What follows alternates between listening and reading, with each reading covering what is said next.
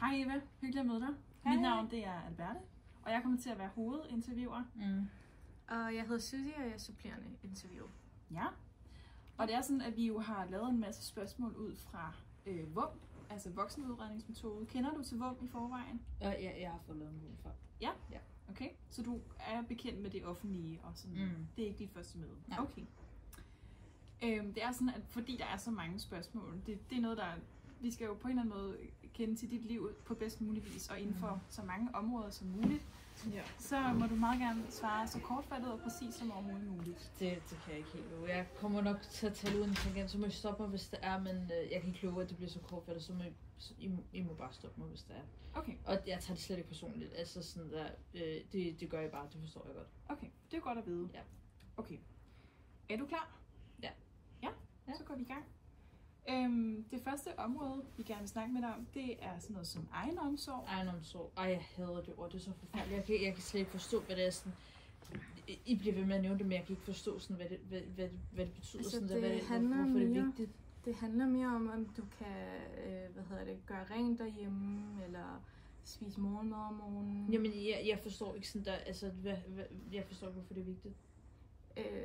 Det er bare vigtigt i forhold til, hvordan din hverdag ser ud. Og Det er for, at vi kan danne et billede af, hvordan du passer på dig selv. Fordi lige så vigtigt som det er at passe på andre, så er det også vigtigt, at man passer på sig selv. Men det kan jeg jo godt. Altså sådan der, jeg har jo også 4 børn, altså jeg kan godt passe på mig selv. På dem også. Ja. Så du oplever ikke nogen udfordringer? Nej, og igen, jeg hader det. Altså, I bliver ved med at spørge om det samme. Altså sådan, egenomsorg, også fordi I vil have det på som et mål for i min VUM. Altså jeg kan ikke forstå sådan, hvorfor, altså jeg synes jo ikke, at det er et problem, så jeg forstår ikke, hvorfor det skal stå der.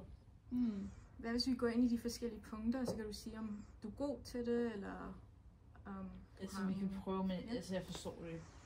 Okay, vi tager det stille og roligt sammen. Ja. Det kunne for eksempel være sådan noget med at klæde sig af og på, og komme i tøj, som ikke er nattøj fra morgenstunden.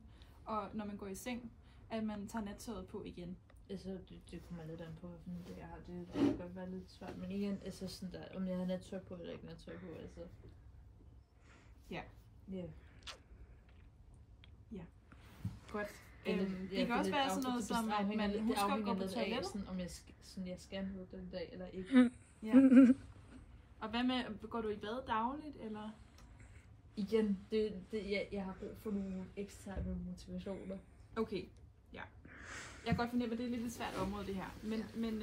Men jeg synes, at det virker som om, at du ikke selv synes, at du har de store problemer med egenomsorg.